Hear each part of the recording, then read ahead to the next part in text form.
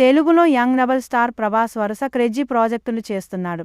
ఇందులో ముఖ్యంగా కల్కి 2898 పార్ట్ 2 సాలార్ 2 స్పిరిట్ ది రాజా సాబ్ వంటి భారీ బడ్జెట్ చిత్రాల్లో నటిస్తూనే ఇటీవలే హనుమాన్ డైరెక్టర్ ప్రశాంత్ వర్మతో మరో భారీ ప్రాజెక్ట్ అనౌన్స్ చేశాడు. ఇటీవలే ఈ సినిమాలో ప్రభాస్ పాత్రకి సంబంధించిన లుక్ టెస్ట్ కూడా చేశారు. ప్రభాస్ లుక్స్ పర్ఫెక్ట్గా సెట్ అవ్వడంతో ఫ్యాన్స్ ఫుల్ ఖుషీ అవుతున్నారు. అయితే ఈ సినిమాలో ప్రభాస్కి జంటగా యంగ్, బ్యూటిఫుల్ హీరోయిన్ భాగ్యశ్రీ బోర్సేని సెలెక్ట్ చేసినట్లు టాక్ వినిపిస్తోంది.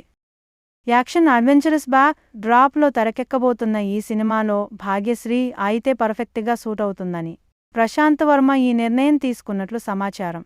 అయితే భాగ్యశ్రీ బోర్సే తెలుగులో మాస మహారాజ్ రవితేజ హీరోగా నటించిన మిస్టర్ బచ్చన్ సినిమాతో ఎంట్రీ ఇచ్చింది.